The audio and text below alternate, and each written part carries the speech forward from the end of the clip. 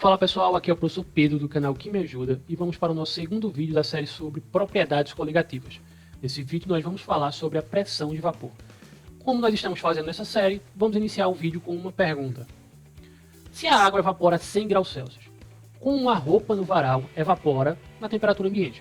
Você lavou uma roupa, você está com uma roupa molhada, você a coloca no varal e ela simplesmente evapora. Aquela roupa não chegou a 100 graus Celsius. Se ela chegasse a 100 graus Celsius, possivelmente ela queimaria.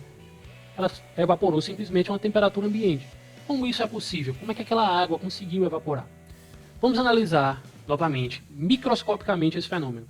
Imagine um recipiente com 200 ml de água líquida a temperatura de 25 graus Celsius e a nível do mar. Se fosse possível que nós observássemos as partículas que contém ali, nós veríamos várias moléculas de água em movimento constante. E aí é um ponto importante. Se elas estão em movimento, se elas têm essa energia para se movimentar, por que elas continuam na forma líquida? Porque simplesmente essas moléculas não saem do líquido na forma de vapor. O que acontece aqui? Além dessas moléculas da água, nós temos, por exemplo, moléculas de gás oxigênio e gás nitrogênio da nossa atmosfera, além de outros gases, e também temos as moléculas do vapor de água. Ou seja, nós temos várias moléculas que também estão compondo os gases da atmosfera. E essas partículas também estão em movimento constante, se chocando com essa superfície da água, exercendo uma força que mantém a água na forma líquida. Ou seja, as moléculas da água não conseguem sair da forma líquida para a forma de vapor porque as moléculas da nossa atmosfera, que estão na forma gasosa, também estão se chocando com ela e mantendo ela na forma líquida. Ou seja, você tem uma força, e como essa força é aplicada sobre uma área, que é essa área da superfície da água, a unidade que mede força aplicada sobre uma área é a pressão. Nesse caso, nós estamos analisando a pressão da nossa atmosfera, então é a pressão atmosférica. O que mantém a água líquida, o que mantém as moléculas da água unidas na forma de um líquido, é a pressão atmosférica. Mas é bom perceber que nós também temos uma força oposta. Nós temos essas moléculas de água querendo sair. Elas vão fazer força e ocasionalmente uma ou outra dessas moléculas, com o passar do tempo todas, vão conseguir sair do líquido. Nós temos essa força oposta e o que nós vamos estudar é justamente ela. Essa força pode ser chamada de pressão de vapor. Pressão de vapor ela é a pressão exercida pelos vapores de um líquido quando esses estão em equilíbrio dinâmico com a parte líquida. Vamos analisar o seguinte sistema. Nós temos um becker com água, estamos observando aqui as moléculas de água. Digamos que nós fechemos esse becker, colocamos uma tampa e temos um vácuo, nós temos um espaço vazio, nós não temos ali uma atmosfera, nós temos a ausência de matéria ali. O que é que vai acontecer? O sistema vai se expandir de modo a ocupar esse vácuo. Então, parte das moléculas que estavam na forma de líquido vão sair na forma de vapor para ocupar esse espaço vazio. É o que nós chamamos de vapor desse líquido. E naturalmente esse vapor exerce uma força, exerce uma pressão sobre o líquido, mantendo essas moléculas do líquido na sua forma líquida. E essa pressão é o que nós chamamos de pressão de vapor. É a pressão exercida por esses vapores quando estão em equilíbrio dinâmico. O que é equilíbrio dinâmico? Naturalmente, uma ou outra dessas partículas do vapor vão entrar no líquido e uma ou outra das partículas do líquido vão sair na forma de vapor. Esse é o nosso equilíbrio dinâmico. Se nós abríssemos a nossa tampa, naturalmente, as moléculas do gás da atmosfera voltariam a ocupar aquele espaço e algumas partículas sairiam. Como nós temos uma pressão de vapor que é específica, se saiu 2 moléculas de água, nesse exemplo, outras moléculas vão ocupar o espaço dela. E isso vai acontecendo sempre, as moléculas vão sair dentro do líquido para ocupar o espaço. É por essa razão que quando você coloca lá a roupa no varal, ela vai evaporando com o tempo. Principalmente se você estiver em um ambiente muito seco, que tem pouca umidade do ar. A pressão atmosférica ela é constante e a pressão de vapor ela vai ser constante também, é uma propriedade daquele líquido. Porém, vai sempre depender da temperatura, por isso quando você seca alguma coisa na temperatura mais alta, seca mais rápido, evapora mais rápido, e também da concentração desses vapores. Nesse caso nós temos uma concentração menor, conforme vão saindo essas partículas de água, a água vai passando do líquido para o gasoso. E é por essa razão também que quando está fechado, o volume de água permanece constante. Nós não temos esse processo de evaporação. E o que acontece com o passar do tempo é que toda a água vai evaporar. Todas as partículas vão sair naturalmente do estado líquido para o estado gasoso. Isso é um processo natural. Então não é necessário, nesse caso, atingir os 100 graus Celsius, já que a água tem que manter seu equilíbrio, as moléculas da água, com a sua pressão de vapor. É importante observar que a pressão de vapor sofre influência da temperatura. Na temperatura de 0 graus Celsius, a pressão de vapor é de 4,6 milímetros de mercúrio. Conforme nós vamos fornecendo calor para o sistema, a pressão de vapor vai aumentando até que, quando chegamos em 100 graus Celsius, nós temos uma pressão de vapor de 760 milímetros de mercúrio. 760 milímetros de mercúrio é a pressão atmosférica a nível do mar. Então, a nível do mar, nossa pressão atmosférica é de 760 milímetros de mercúrio. E equivale àquela ilustração que nós vimos anteriormente.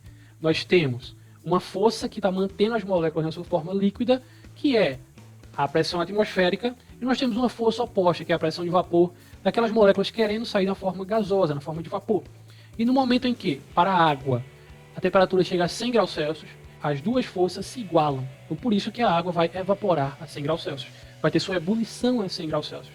Porque nesse momento, tanto a pressão de vapor como a pressão atmosférica possuem o mesmo valor e a água vai conseguir superar aquela barreira, aquela força da atmosfera e evaporar mais facilmente.